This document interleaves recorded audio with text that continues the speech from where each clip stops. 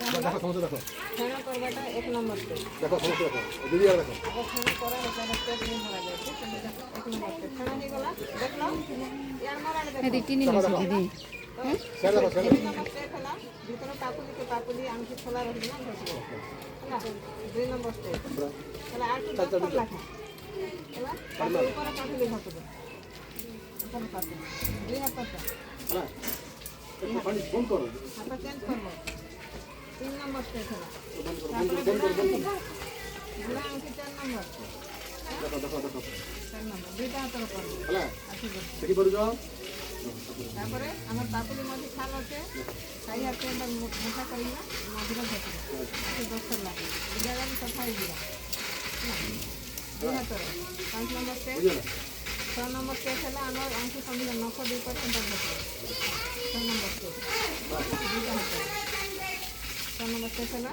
তারপরে আমার 7 নম্বর স্টেপ হলো আংটি মুঠা করি না এন্টার করে মণি বন্ধ লাগে বুঝলে না 7 নম্বর বুঝলে নম্বর স্টেপ হলো। বুঝি পারো তো 6টা স্টেপ 7টা স্টেপ বুঝলো।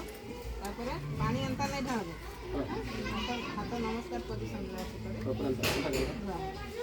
पैसा लगाते हैं चलो चलो हाँ पानी खोलो खोलो ठीक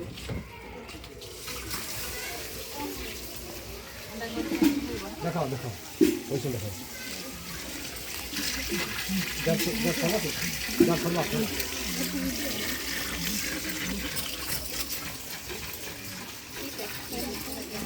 चला নিজে কিনেছিবা ড্রেস কিংবা গামছা টাইরে নেই ধুইতে हाँ पूरा ऊपर ওলা পবনে এন্টার না শুকিয়ে पूरा समझ चिंता करो यार चल ला শুকি গলা পরে তারপরে খাইব। কৌতলি খাଇବା ଆଗରୁ ମା କାହାକୁ ସବୁ ଭାଇ ଭଉଣୀ ଖୋଇଦେବା ଆଗରୁ ମା ରୋଷେଇ କରିବା ଆଗରୁ ଆମେ ପାଇଖାନା ଯାଇକି ଆସିଲା ପରେ କୌଣସି ଅପରିଷ୍କାର ଜିନିଷ ହାତରେ ଛୁଇଁ ହେଲା ପରେ ଏଇ 7ଟା ଷ୍ଟେପ୍ରେ ଆମେ ହାତ ଧୋଇବା ବୋଲେ ଆମେ ଜୀବାଣୁ ମୁକ୍ତ ହେବା।